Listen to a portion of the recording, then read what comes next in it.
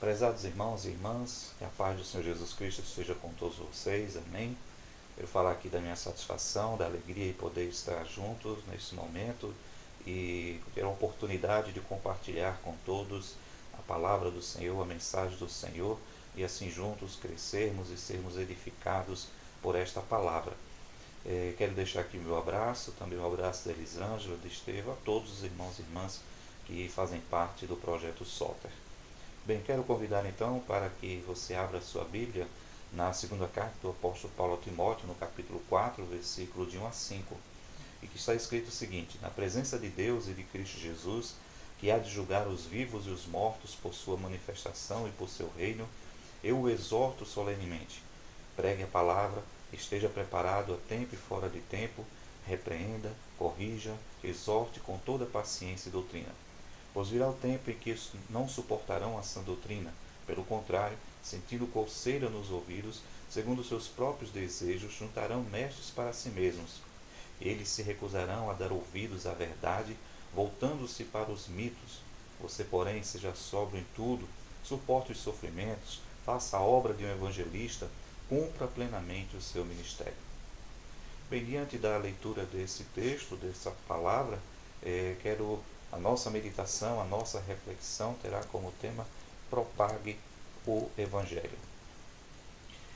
É possível perceber nesta segunda carta do apóstolo Paulo a Timóteo que suas palavras têm um tom de despedida ao seu filho na fé. Paulo estava ciente que os seus dias de vida estavam contados e que morreria por ordem de Roma, na época liderado por Nero. Na ocasião desta carta, ele estava preso, conforme podemos ver no capítulo 1, versículo 8. Alguns historiadores e teólogos afirmam que a situação na época da carta era trágica. Havia feroz perseguição aos cristãos, heresias assolando igrejas, divisões internas. Há historiadores que sugerem ser possível até imaginar que seria o fim do Evangelho, o fim do cristianismo. Apesar de ser uma carta de despedida, no entanto, o objetivo dela é encorajar Timóteo, desafiá-lo para dar continuidade à obra de Paulo, isto é, de Cristo. E dessa forma, a missão de Timóteo seria multiplicar discípulos, fazendo com que a mensagem do Evangelho alcançasse muitas vidas e, consequentemente, pela ação do Espírito Santo, os ouvintes ou as ouvintes dessa mensagem tivessem suas mentes transformadas, tornando-se novas criaturas por meio da fé em Jesus, o Filho de Deus. Sabedor do compromisso e fidelidade com o reino de Deus e da dedicação ao ministério do jovem pastor Timóteo, Paulo estava convicto da continuidade do Evangelho de Jesus. Ele estava seguro que, no que dependesse de Timóteo, a fé cristã teria continuidade e, portanto, ela seria transmitida de geração após geração. E, nesse sentido, Paulo exorta, incentiva Timóteo a pregar. Ele declara: exorto solenemente, pregue a palavra. Ou seja, propague a todas as pessoas, transmita, torne conhecido em todos os lugares os princípios e valores do reino, ou seja, a mensagem das boas novas, Jesus, a nossa esperança, pois ele está vivo e breve voltará. E este é também o incentivo, a exortação de Deus para nós hoje, discípulos e discípulas de Jesus, que estamos inseridos neste contexto de pandemia. Propague o Evangelho, pois a mensagem deste Evangelho ela é relevante em todos os tempos, visto que a mensagem do nosso Senhor Jesus Cristo, os princípios do reino de Deus, os valores do reino de Deus, a mensagem do reino de Deus tem o poder de trazer esperança, tem o poder para modificar as nossas mentes e, consequentemente, transformar a sociedade. Mas como isso pode ser feito? De que forma podemos propagar a palavra de Deus? E aqui então encontramos nestas palavras do apóstolo Paulo a Timóteo os conselhos, as orientações para que ele possa ser um bom propagador, para que ele consiga cumprir esta tarefa, esta missão de propagar a palavra de Deus. Sendo assim, então, vejamos aqui quais são essas orientações, esses conselhos de como propagar o Evangelho, a mensagem do Evangelho do nosso Senhor Jesus Cristo. A primeira coisa, aproveitando as oportunidades. diz o apóstolo Paulo, conforme está escrito aí nos versículos 2 e 3.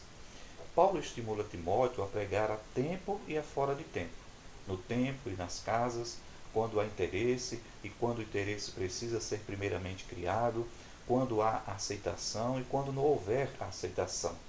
A pregação deveria ser a ocupação de Timóteo, portanto, não apenas do púlpito, mas a cada oportunidade e circunstância deveria ser um púlpito, fosse para uma congregação ou para muitas pessoas, ou fosse para uma única pessoa. Aos Colossenses, por exemplo, Paulo exortou de forma semelhante, dizendo o seguinte: andai com sabedoria para com os que estão de fora, remindo o tempo.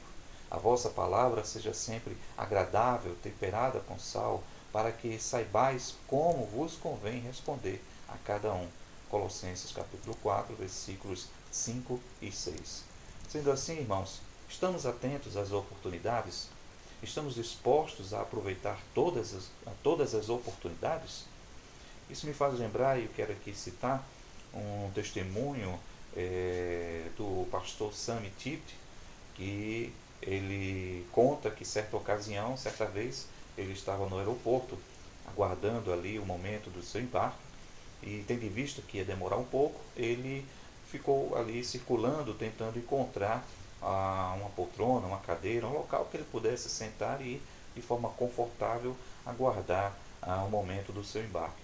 Mas enquanto ele estava ali no aeroporto, aguardando, ele ficou pensando e pedindo ao Senhor, ao Espírito Santo do Senhor, que também lhe desse a oportunidade de poder falar do amor do Senhor Jesus, de poder compartilhar um pouco da palavra do Senhor, da mensagem do Evangelho com alguém. E ficou circulando, o aeroporto estava cheio e as poltronas, as cadeiras todas completas, todas ocupadas, mas havia um jovem que estava com a sua bolsa, a sua mala ali em cima da cadeira, e logo ele tirou a bolsa e para que o pastor Sammy pudesse então sentar. E ele sentou ali naquele local e, olhando para o rosto do jovem, ele pôde perceber que ele estava um pouco abatido, o seu semblante estava um semblante como que alguém desanimado. E ele logo então perguntou àquele rapaz: você está bem? Há algum problema? E o jovem prontamente começou a conversar com ele, começou a falar com ele, abriu o seu coração e falar do que estava se passando, contando dos problemas que estavam ocorrendo na sua família, no seu casamento, e que estava prestes a separar, divorciar. E assim o jovem foi conversando e de repente já estava chorando ali diante do pastor Sammy, e o pastor Sammy ficou ouvindo atentamente o que aquele jovem dizia, o que aquele rapaz falava. E depois então ele começou também, o pastor Sammy começou então a compartilhar com ele da palavra do Senhor, trazendo a mensagem de conforto, falando ao coração daquele rapaz, tentando trazer para ele ânimo e esperança, e falando então do amor de Jesus Cristo, falando então do amor de Deus para com ele, do amor de Jesus para com a família dele. E aquele rapaz começou a ouvir atentamente também as palavras proferidas ali pelo pastor Sammy, e logo então em seguida ele tomou a decisão de receber Jesus Cristo como Senhor de sua vida. E assim juntos oraram, e o pastor Sammy intercedeu pela vida dele, pela família dele, pelo casamento dele, e logo chegou a hora do embarque daquele rapaz, e eles se despediram, e assim ele percebeu que aquele rapaz já estava com outro semblante, um semblante de paz, de alegria, tendo sido então confortado pela palavra, e agora trazendo no coração a presença de Jesus Cristo, pois havia entregue a sua vida a Jesus. É claro, irmãos e irmãs, que nem sempre nós teremos também o mesmo resultado. Mas o fato é que quando nós nos colocamos à disposição, quando nós colocamos nas mãos do Senhor e nos colocamos à disposição do Senhor, dizendo: Senhor, eu desejo, eu quero compartilhar do teu amor, eu quero falar do teu amor, eu quero compartilhar da mensagem do Evangelho com outras pessoas, sem sombra de dúvidas, Deus nos dará a oportunidade, o Senhor vai abrir as portas, o Senhor estará nos direcionando para que possamos falar deste amor para outras pessoas. Com certeza o Senhor trará ao nosso coração a mensagem apropriada a ser dita para aqueles que necessitam da mensagem, dessa mensagem transformadora, dessa mensagem do Evangelho, que é poder de Deus para transformar e para salvar vidas. A segunda forma pela qual podemos compartilhar, podemos propagar a mensagem do Evangelho é falando a verdade com sabedoria, paciência e amor. Podemos ver isso, por exemplo, no versículos 3 e 4 da carta, deste capítulo 4 da segunda carta do apóstolo Paulo a Timóteo. Infelizmente, a má conduta, os maus exemplos de algumas pessoas que se autodeclaram pastores, pastoras, bispos, apóstolos, etc., e a utilização da palavra de Deus, das escrituras sagradas e da fé como produto de mercado, objeto de negócio, tem desgastado a imagem do protestantismo e do cristianismo, banalizando assim o Evangelho e colocando-o em descrédito. O apóstolo Paulo adverte a Timóteo que chegará o dia em que os homens, as pessoas, decidirão não ouvir os ensinos verdadeiros e buscarão mestres que causem prazer a seus ouvidos com seus ensinos agradáveis, lisonjeiros e novos, e que lhes dirão precisamente as coisas fáceis e confortáveis que desejam ouvir. Na época de Timóteo era tragicamente fácil encontrar tais mestres. Eram chamados sofistas, iam de cidade em cidade oferecendo ensinar qualquer coisa em troca de pagamento. Tudo isso nos mostra que a nossa realidade não é muito diferente daquela época. Assim como na época de Paulo e assim como nos tempos de Paulo, nos dias de Paulo e Timóteo, as pessoas têm muito mais interesse em palavras que ajudem a prosperar e ser feliz do que em palavras de confronto com a natureza pecaminosa do ser humano. As pessoas estão até mesmo utilizando a Bíblia como um livro de autoajuda. Isso mostra que há mais interesse em promessas divinas do que em obediência aos seus mandamentos. Definitivamente podemos dizer que há mais interesse no que agrada aos sentimentos humanos do que naquilo que agrada a Deus. A ideia de relacionamento discipulador, a ideia de atrair pessoas a Cristo, não pode ser confundida com baratear o Evangelho, alterando-o para que se torne agradável àqueles que não creem na palavra, àqueles que não creem neste Evangelho. Contudo, por outro lado, as verdades do Evangelho precisam ser ditas com amor e paciência e não como desabafo, como uma explosão de palavras carregadas de ódio ou vingança. A palavra paciência, no grego macrotomia, descreve o espírito que nunca se irrita, nunca se zanga, nunca se cansa, nunca se desespera. Descreve o espírito que nunca perde a sua fé na natureza humana e nunca considera ninguém perdido e sem possibilidade de salvação, como diz o teólogo William Buckler. Timóteo não deveria pregar como que esperando a condenação dos ouvintes, mas com paciência e conhecimento, procurando corrigi-los e trazê-los de volta a Deus. E assim chegamos então à terceira forma, à terceira maneira de como propagar a mensagem do Evangelho. E assim nós podemos fazer isso pelo serviço, como podemos então perceber no versículo 5 do capítulo 4 de 2 Timóteo. Paulo diz que Timóteo deveria ser sóbrio, disposto a suportar sofrimentos, cumprir plenamente o ministério. Ser sóbrio quer dizer ser moderado e ter domínio próprio, como um atleta que tem suas paixões, seus apetites, seus nervos sob o controle. No mundo desequilibrado e muitas vezes insano, o cristão deve ser um diferencial, sendo moderado, estável, tendo domínio próprio. E vale lembrar que domínio próprio é fruto do Espírito Santo, como está escrito lá em Gálatas capítulo 5, quando o apóstolo Paulo, a partir do versículo 22, 24, 25, ele vai falando sobre os frutos do Espírito. Ele diz que o fruto do Espírito é amor, longanimidade, bondade e perseverança e domínio próprio.